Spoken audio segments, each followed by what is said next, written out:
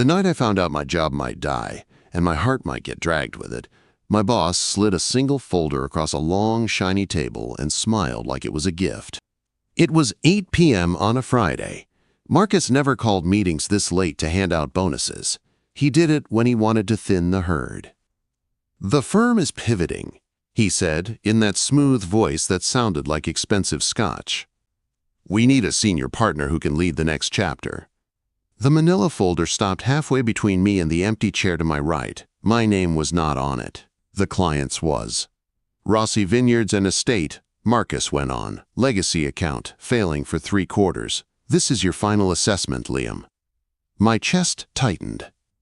10 years at that firm, grinding weekends, killing holidays, saying no to a life so I could get one word on a door: partner. I knew what final assessment meant.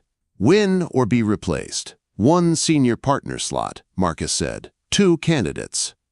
The glass door opened, and I already knew who it was before I turned my head. The smell hit me first. Not office cleaner and printer ink, but something warm and messy, like vanilla and basil. Then she walked in, shaking snow off an oversized coat, dark curls escaping a loose bun, cheeks flushed from the cold. "Elena, sorry, elevator stalled," she said, a little breathless. She did not look at Marcus. She looked straight at me, eyes dark and sharp, trying to read what she had walked into. "Sit down, Elena," Marcus said. Liam was just accepting the terms. "What terms?" she asked, dropping her bag. The sound echoed in the quiet room. "The Rossi audit." Marcus leaned back, enjoying himself. "The estate is failing. The board wants a solution.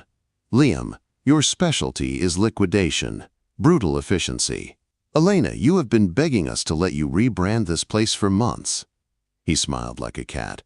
"So here is the game. You both go up there. You live on site for 4 weeks. You fix it or you bury it. Whoever presents the board-approved plan on Christmas Eve gets the partnership." "And the other?" Elena asked. Her voice dropped. She already knew, but she needed to hear it. "The other is redundant," Marcus said. "Winner takes all. Loser packs a box." Her fingers tightened on the edge of the table. It was a tiny shake, but I saw it. Her whole life was tied to this place too. Family debt, reputation, rent. Mine was tied to it in a different way. I had carved myself into a weapon for this firm. I did not know how to be anything else. "I'll drive up tonight," I said. My voice sounded calm, like I was picking up a normal file. I reached for the folder. Her hand hit mine first.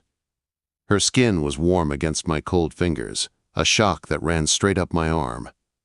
We froze there, fingers pressed over cardboard. "I am not letting you gut that place, Liam," she whispered. "It has a heartbeat. You do not get to cut it out." "If it keeps bleeding, it dies," I said. "I am just the surgeon." That was the lie I told myself. I took the folder and walked out into the December night, but the feel of her hand did not leave. It burned there in my palm long after the cold air should have chased it away.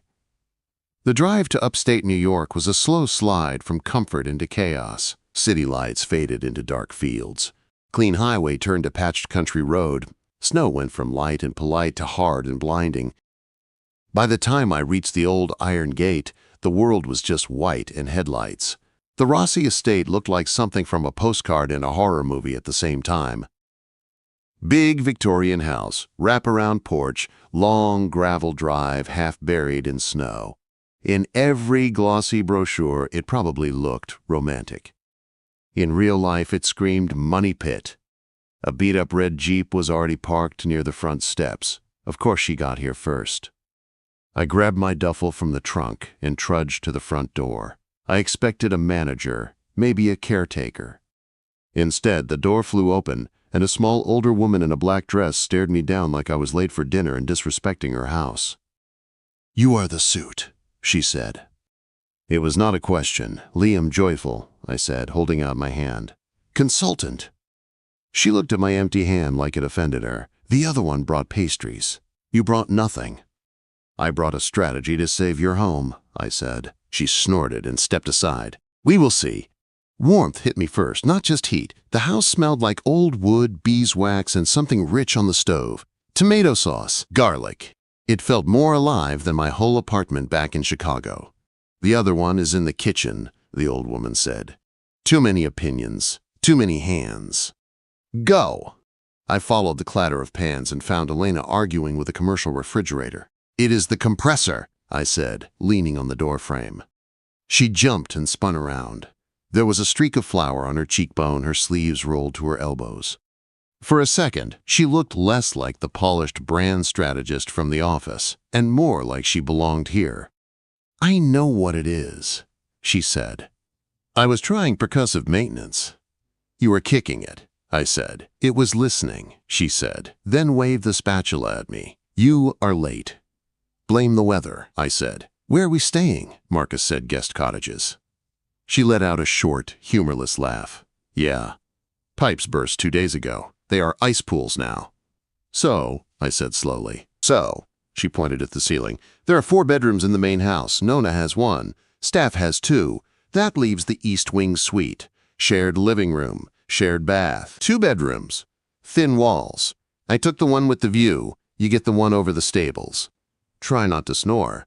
I stepped into the kitchen, close enough to feel the heat from the stove and from her body. "I do not snore," I said. "You do everything loudly." She shot back. I knelt by the fridge, reached behind it, and felt along the intake. One loose valve. I twisted it tight. The loud rattle dropped to a steady hum. She watched me, arms folded. "Competence is not a strategy, Liam," she said. "It is a start," I answered. The silence that followed was not empty. It felt like a rope pulled tight between us. The next morning, the fight began for real. We sat up in the library. Heavy shelves, big windows, old portraits staring down like they were judging us. I took the old oak desk. She took the velvet sofa. I built spreadsheets. She spread out color swatches, logo drafts, event ideas. "Look at these margins," I said, pointing at the screen. "They are importing cheese from Italy when they could buy local for half the cost. Shipping is killing them." "It is DOP Parmigiano Reggiano," she said, still sketching. "You do not replace that with some random cheddar and expect people to feel special. They are buying a story, not a snack." "Stories do not pay the electric bill," I snapped. "They are 3 months from losing power." "So we make more people come," she shot back, standing now, pacing the rug. "Winter weddings, tasting events, a New Year's gala. We open the cellar." "To who?" I asked. "The roads are ice. We make it worth the drive." We went like that for hours. I cut. She defended. I said numbers. She said soul. Every time I thought I had found a clean place to slash, she showed me how that cut would bleed into something bigger. By 6, my head was pounding. The old radiator in the corner clanged, hissed, and finally gave up. The heat faded fast. "Perfect," I muttered. Elena rubbed her arms. Her sweater looked expensive and thin. It did nothing against the cold. "I will check the boiler," I said, standing. "I can do it," she said, out of reflex. "You are shivering," I said, stopping in front of her. I was close enough to see the fine lines of tiredness at the corner of her eyes. "You keep building whatever this gullah is. I will deal with the metal monster in the basement." She hesitated, then she nodded. "Okay, thanks." The boiler fought me for an hour. When I finally got the flames steady and the pipes groaning again, I was covered in soot and sweat. I went back upstairs. The library was empty, but warm again. I found her in the kitchen, 2 mugs in front of her, kettle on the counter. She turned when she heard my steps and burst out laughing. "You look like a chimney sweep," she said. "It is fixed," I said, tossing the dirty rag aside. She slid 1 mug toward me. "Earl Grey, black." I frowned. "How did you know?"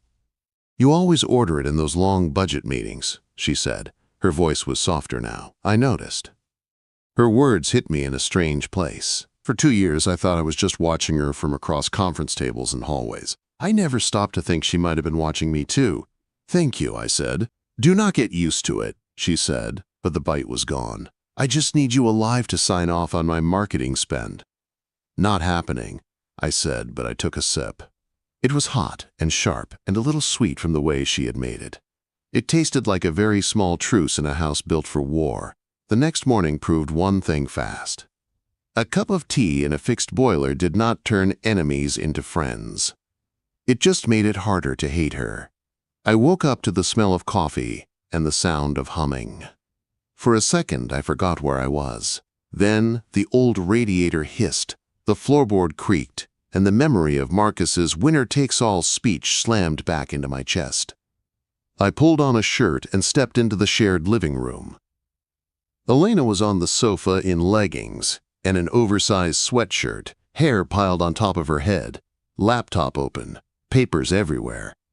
A French press and 2 mugs sat on the coffee table. Without looking up, she said, "If you touch my deck without measuring twice, I will kill you."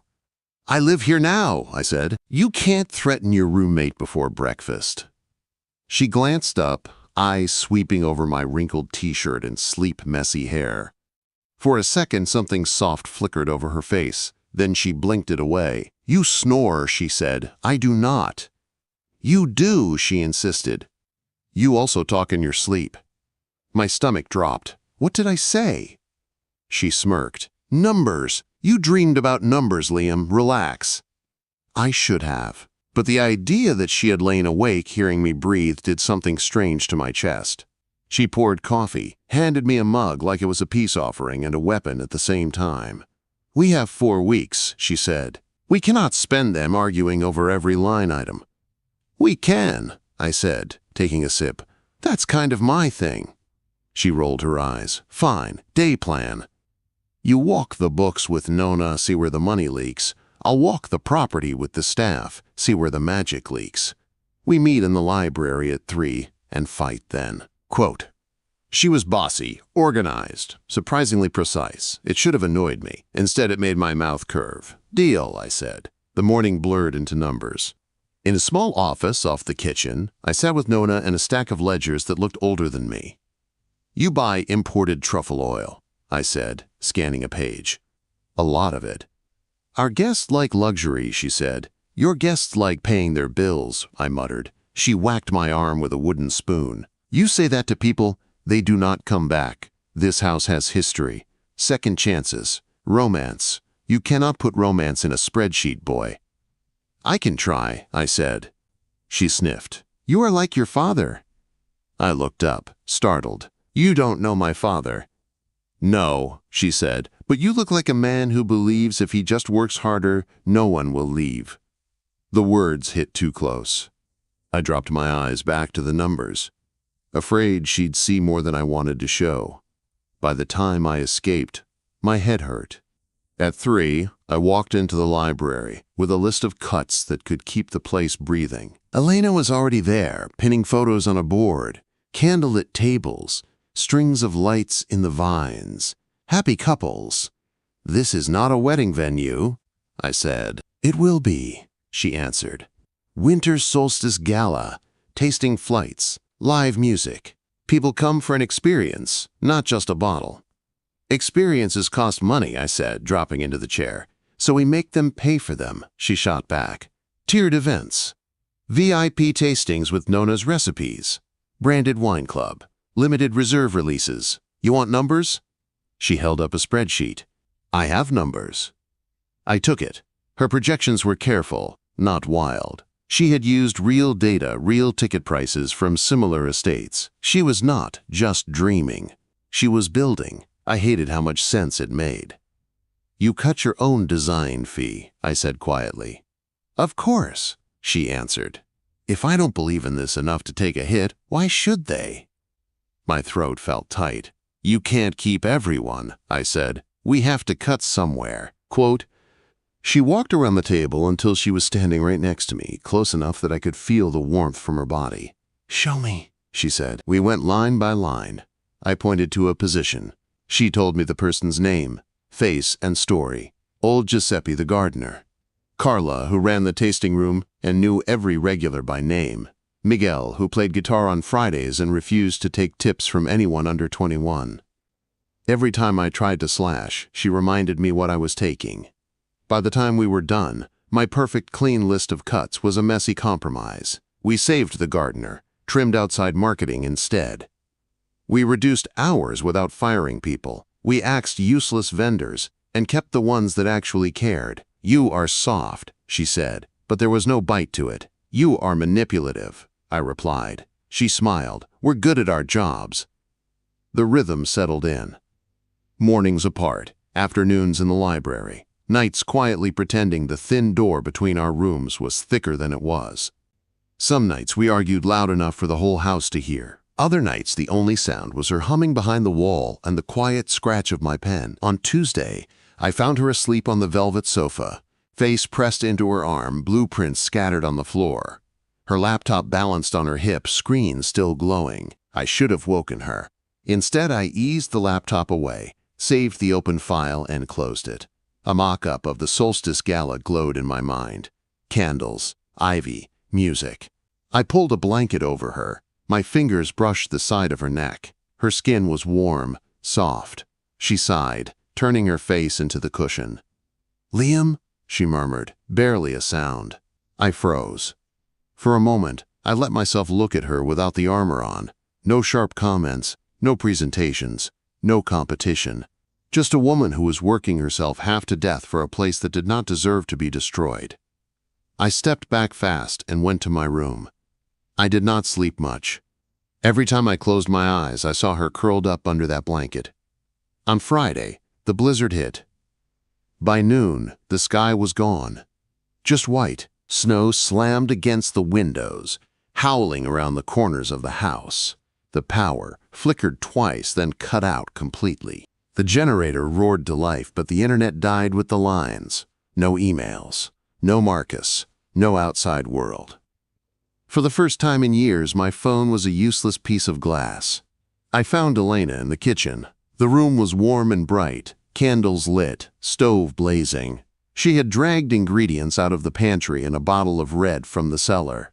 The whole place smelled like garlic, tomatoes, and something slow cooking in the oven. She had taken off her sweater.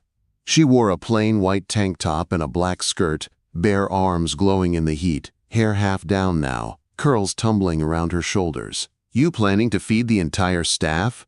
I asked. She looked over her shoulder and gave me a small, real smile. "Just 2 people," she said. "Nona is with the staff. They're fine. This is for us." She turned back to the stove, stirring a pan of pasta. 2 plates waited on the table, 2 wine glasses, 2 candles. My heart did something stupid in my chest. "Can I help?" I asked, suddenly feeling awkward in my own skin. "Can you chop without losing a finger?" she asked. "I have excellent control," I said. She rolled her eyes. "Parsley, thin, not butchered." I washed my hands and stepped beside her at the island. Our shoulders almost touched. The heat, the sound of the storm, the soft crackle of the candles. It all wrapped around us. I focused on the knife. She focused on the pan. It felt like we had done this 1,000 times, and also never. "Show off," she muttered when she saw the neat pile of herbs. "Jealous." I shot back. She twirled pasta onto a wooden spoon, sauce dripping back into the pan, and held it out to me. "Tell me what it needs," she said quietly. I leaned in, lips brushing the edge of the spoon as I tasted. Warm, rich, bright. It was perfect. "It needs nothing," I said. My voice came out rougher than I expected. We were close now. Too close. She didn't pull the spoon away right away. Her eyes found mine, searching. "I made dinner for 2, she said. Her voice dropped. "Just you and me." Quote. The words hit deeper than they should have. Not a team meeting, not a work thing. Dinner. Just us. In a storm that had cut us off from everything else. My mouth moved before my brain could stop it. "Is this a date?" I asked. She watched me for a long second after I asked it. My stupid question hung in the warm air between us, while the storm beat the windows black and white. "Is this a date?" Her fingers tightened on the wooden spoon. A small line appeared between her brows. She looked at the pasta, then at me, then back at the pasta, like she was buying time. "If it were," she said softly, "would you still try to fire me on Christmas Eve?" The words hit like a punch. I opened my mouth. Nothing came out. I had answers for everything. Numbers, reports, forecasts. But not for that. "Elena?" "Don't," she said quickly. She set the spoon down too carefully. "Just pour the wine, Liam. Let's just eat." She moved past me to the cabinet. Her shoulder brushed my chest. Even through cotton, it felt like heat. I grabbed the bottle and 2 glasses. My hands shook a little as I poured. Not from the cold this time. We ate at the small kitchen table while the generator hummed and the storm screamed outside. The candlelight turned the old tile floor into something soft and golden. We didn't talk about the firm. Not once. She told me about growing up with 4 cousins in a 2-bedroom house, about how her dad used to sing old Italian songs while burning the garlic every single Sunday. I told her about boarding school Christmases, about learning to iron dress shirts when I was 13 because no one else was going to do it. "That explains so much," she said, smiling around the rim of her glass. "What does that mean?" I asked. "You act like if you stop moving, everything falls apart," she said. "Like the whole world is your responsibility." "That's called leadership," I said. "That's called loneliness," she answered quietly. I didn't have a comeback for that either. We lingered over food that we didn't need, and wine we both pretended not to feel. Her foot bumped mine under the table once. She didn't pull away. Neither did I. When the plates were empty, she sat back and looked at me. Really looked. "For the record," she said, "I don't make dinner like this for people I hate." "For the record," I answered, my voice low, "I don't fix boilers for people I plan to destroy." Her eyes softened. The candle flame flickered between us. "Careful, Joyful," she whispered. "You're starting to sound like a human." "Don't tell Marcus," I said. She laughed. It was small, but real. We cleaned up together, moving around each other in a small circle of light and warmth while the storm tried its best to take the house apart. It did not feel like war. That scared me more than anything. The storm locked us in for 2 days. No internet, no calls, no emails. Just us, the staff, and the creaks of an old house holding its breath. We worked anyway. During the day, we split up. I sat at the kitchen table with ledgers and cost sheets, red pen cutting where it had to. She took the staff through new ideas in the tasting room, turning tired menus into something people might drive through snow for. At night, we ended up in the same places without planning it. By the fire in the library, sharing a blanket over our knees while she sketched layouts and I penciled numbers in the margins. In the hallway outside our rooms, brushing shoulders when we both reached for the same light switch. In the kitchen at midnight, standing at the fridge door, drinking juice straight from the carton. "That's disgusting," she said. "You kissed the wooden spoon first," I pointed out. Her cheeks went pink. "That was research." "Sure," I said. We were ridiculous. We bickered about where to stack plates and which music to play while we worked. She played old jazz. I worked in silence. Somewhere around the second night, I realized I had started to like the jazz. The space between us shrank in little pieces. A shared joke here. A sigh at the same time there. The kind of small things you only notice when you care. By Monday, the plows made it through. The internet came back like a bad habit. My phone vibrated non-stop for 10 minutes straight. Emails, notifications, a calendar alert reminding me I was due to present a liquidation outline in 4 days. Then Marcus called. I took it in the old study off the main hall. I shut the door, but in a house that old, sound slips through wood like smoke. "Progress report." He snapped before the video even finished connecting. His face filled the laptop screen, smooth and sharp, framed by city lights I was suddenly tired of. "We're stabilizing costs," I said. "We've identified non-essential vendors. I've delayed some payments to buy runway." "And yet," he said, looking down at his notes, "I'm seeing approvals for marketing spend, seasonal staff hours maintained, live event budgets. That is not what we discussed." "It's necessary for valuation," I lied. "We need to show the house can run at full capacity before we kill it," he said, smiling like we were talking about a sales target. "Don't get poetic, Liam. You're my closer. You walk in, strip the place down, and walk out. That's why I put you against her." My jaw clenched. "Her has a name." Quote, "I know her name," he said carelessly. "Pretty girl. Smart enough to make noise, not smart enough to see the whole board. I hear you two are playing house up there. Don't get soft. I need the liquidation framework on my desk by Friday. You deliver it. The partner vote is a formality. You hesitate. You're done. Clear?" I swallowed. "Clear," I said. He ended the call without a goodbye. I stood there staring at my own reflection in the black screen. I looked tired. Older. Less like the man who had walked into the firm 10 years ago wanting to win, and more like someone who had forgotten why. The door clicked behind me. I turned. Elena stood in the doorway, a tray in her hands with 2 plates of food that suddenly looked like a joke. Her face was pale. "How much did you hear?" I asked. "Enough," she said. Her voice was thin and quiet, a tone I had never heard from her. I stepped toward her. She stepped back. "Elena, listen." "You're sending the liquidation framework," she said. It wasn't a question. "You're going to hand them the knife." "It's not that simple," I said. "You said it yourself," she whispered. "You walk in, you strip the place down, you walk out. That's what you told him. That's what you've been doing while I stood in the kitchen making pasta like an idiot." "It's my job," I said weakly. "I was trying to buy time." "To keep them from what?" she cut in. "From noticing you're sleeping with the enemy?" "I'm not sleeping with—" "Don't," she snapped. Her eyes shone now, anger and hurt fighting for space. "Don't twist words the way you twist spreadsheets. I thought—" She stopped, pressing her lips together hard. "It doesn't matter what I thought. I was wrong." She set the tray down on the hall table. The plates rattled. "Elena, I tried again. If you would just let me explain." "You already did," she said, to Marcus, very clearly. She turned and walked away. I watched her shoulders, straight and tight, moving fast down the hall. She didn't slam any doors. It was worse. She just disappeared.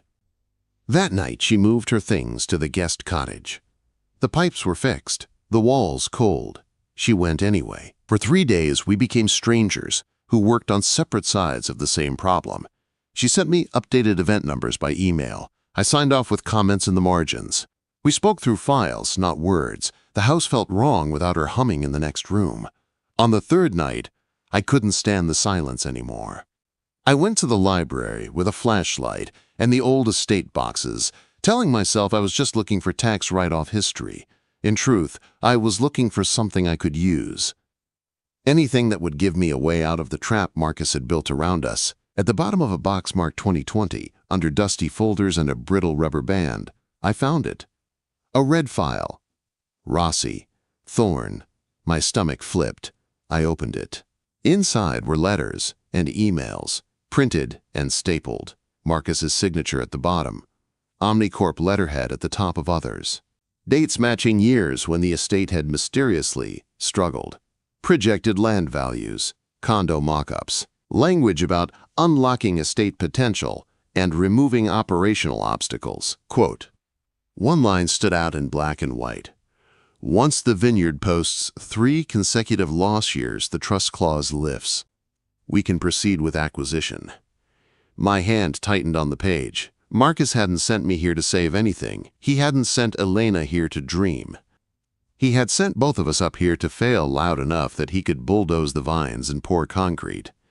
If I delivered a liquidation plan, I wasn't just losing a partnership. I was handing him a loaded gun and pointing him toward her. The library felt smaller. The storm outside was gone, but my pulse sounded like thunder in my ears. Footsteps creaked in the hall, soft, hesitant. I shoved the papers back into the folder and looked up, just as the door eased open. Elena stood there in the doorway, hair down, robe wrapped tight around her, holding 2 mugs of cocoa like she had on that other night. You're still awake, she said quietly. And I knew, in that moment, that whatever I said next would change everything. She stood there in the doorway like she was afraid one more step would pull her into something she could not walk back from. "You're still awake," she said. Her voice was softer than I deserved. "Yeah," I managed. She walked in slowly, the mugs clinking on the saucer, her robe wrapped tight around her, hair loose over her shoulders. She looked less like the sharp strategist who argued with me over budgets, and more like the woman who had put a blanket over me on a couch without thinking. "I brought cocoa," she said. "Have it. I can take it back." I looked at the red folder in my hand. "Stay," I said. "Please." She hesitated, then crossed the room and set the mugs on the table. Her eyes went to the folder. "What is that?" she asked. "Proof," I said. "Of what?" I took a breath that felt too big for my chest. Then I opened the folder and turned it toward her. "Read." She stepped closer. Our shoulders almost touched. Her fingers brushed the edges of the pages while her eyes moved over the lines. Her face changed slow. Confusion. Shock. Anger. Something like betrayal, but it was not aimed at me this time. "Marcus," she whispered, "he was planning to sell the land, even if we saved it." "There's a clause in the trust," I said, pointing to the line. "They can't sell if the business is profitable, so he needed it to lose money." "For years." "He sent us up here," she said. Her jaw tightened. "He made it a game. Made us fight for a job that did not even exist, just so he could clear the board." "Yeah." She looked up at me. Her eyes were bright. Not with tears this time. With heat. "How long have you known?" she asked. "An hour," I said. "Maybe less. I found it in the boxes. I was trying to find a way to save the estate and still get the partnership. There isn't one. Not if we play by his rules." She stared at me like she was weighing me on the same scale she used for clients and campaigns. "You lied on that call," she said. "You told him you would send the liquidation plan." "I needed him calm," I said. "If he thinks I am still following orders, he does not start shredding everything. He does not move the money yet." Quote, "You were going to tell me?" she asked. "Yes," I said. "I just needed to know what we were walking into first." She drew in a long breath and let it out slow. "So what now?" she asked.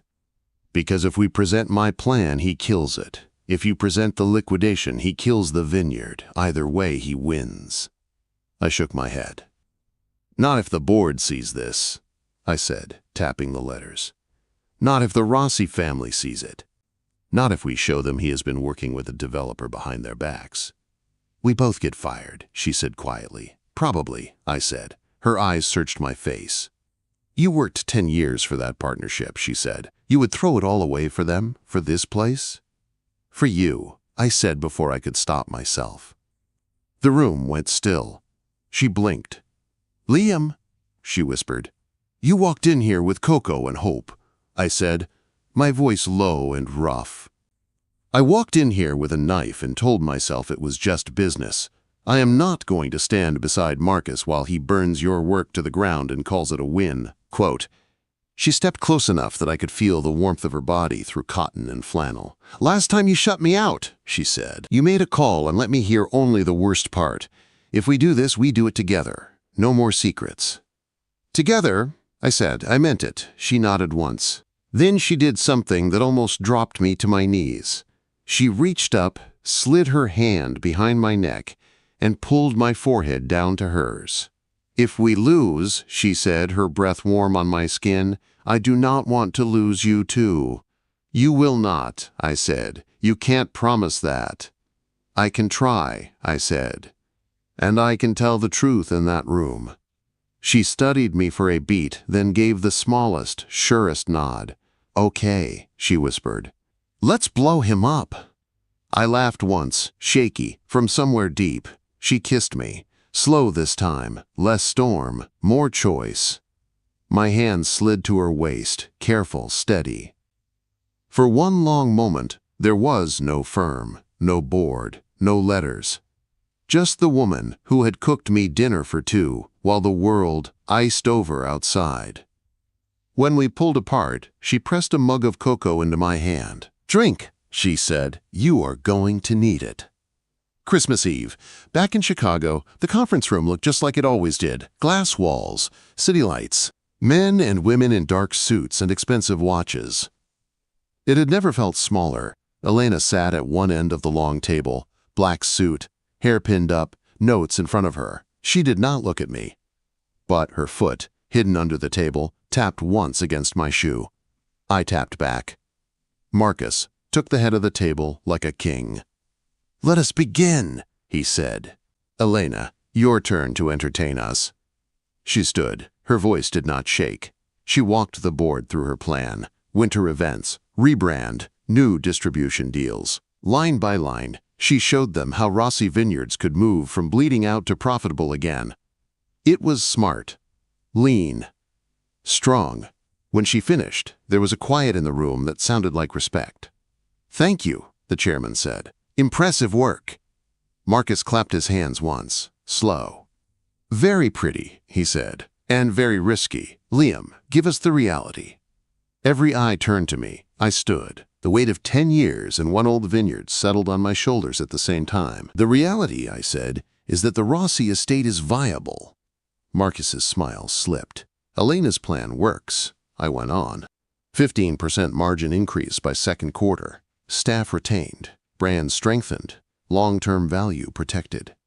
"That is not what we discussed," Marcus said sharply. "It is what the numbers say," I said, "and I work for the numbers." A few people chuckled. Marcus did not. "Liam," he said, warning in his tone. I met his eyes. Then I lifted the remote. "The real problem is not the vineyard," I said. "It is this." The screen shifted. The liquidation slides did not appear. The letters did. Marcus's name. Omnicorp's logo. Dates. Phrases. The deal terms. The trust clause. The room went silent. You could hear paper breathe. "These are correspondences between Marcus Thorne and Omnicorp," I said. "They show a prearranged agreement to sell the Rossi land for development.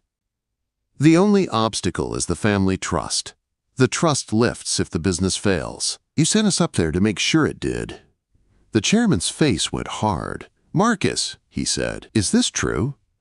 "This is taken out of context," Marcus said quickly. "Standard exploratory talks. The estate is failing. We have a duty to explore options." "You have a duty not to tank a client's business so you can cash out the land," I said. "That is fraud. It is a violation of your partnership agreement and of our ethical code." "Turn that off," Marcus snapped. "Now."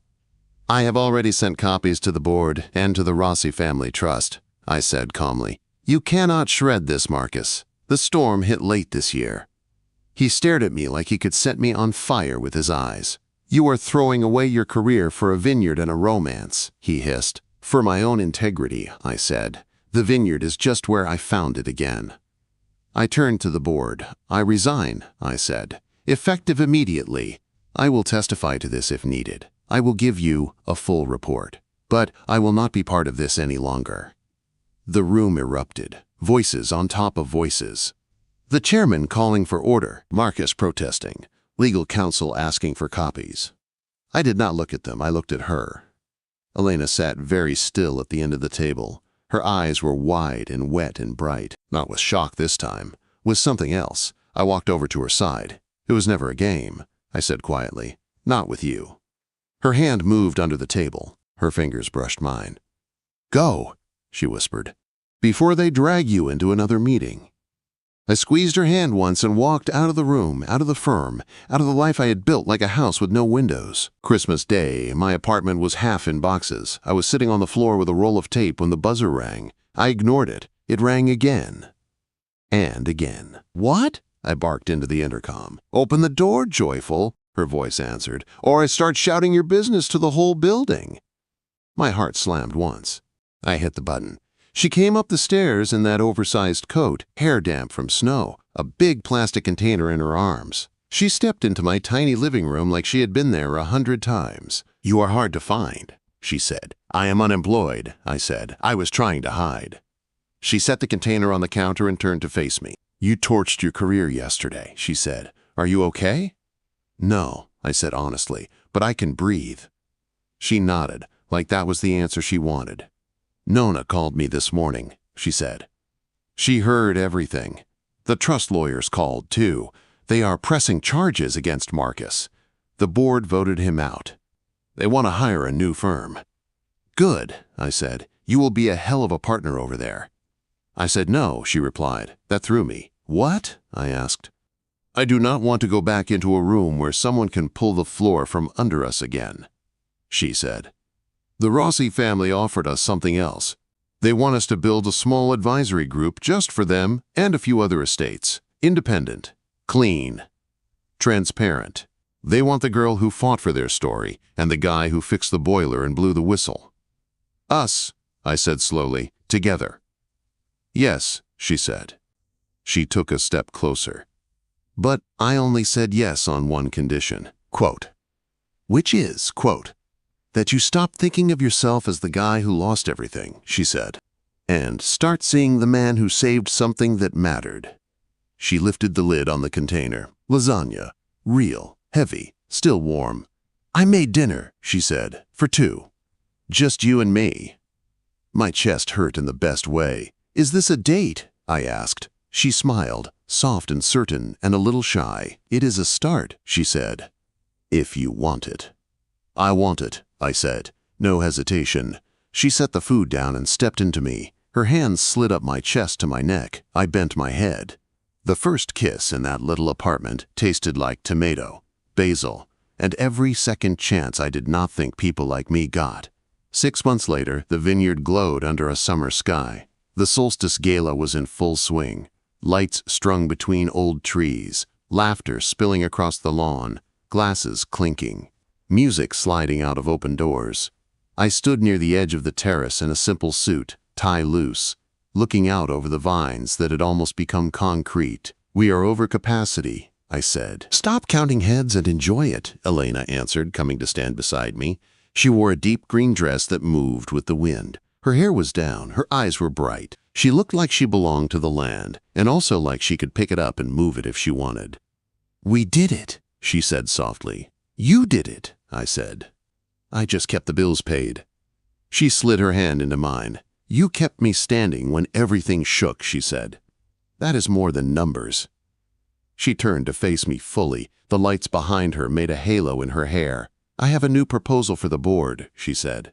We are the board, I reminded her. Then I am lucky, she said, smiling, because I think the vote will go my way. What are you proposing? I asked. A permanent partnership, she said. Not just contracts, not just this place. My heart did that uneven kick again. Like, permanent? Permanent? I asked. Yes, she said. No exit clause, no backup plan. Just you and me and a lot of work and a lot of dinners for two.